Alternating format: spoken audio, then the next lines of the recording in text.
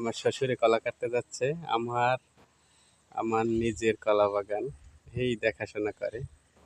আজকে আমরা কলা কাটবো। আসলে আমি জানতে পারতেছি না, কারণ সুপরনে অনেক পানি, তাই তাহলে আমি চাইতাম আমার নিজস্ব কলা বাগানে কলা কাটতে। তোমাদের দেখাবো, কলা নিয়ে আসবে। ওই যে যাচ্ছে, দেখো কলা কাটতে আছে, ওই যে কলা কাটতে আছে দেখা যাচ্ছে। এই যে পড়ে গেছে কলা, নিয়ে আসলে দেখাবো তোমাদের। গাছ দেখো, আমার শ্বশুরে কলা নিয়ে আসতেছে 2 ছড়া। যে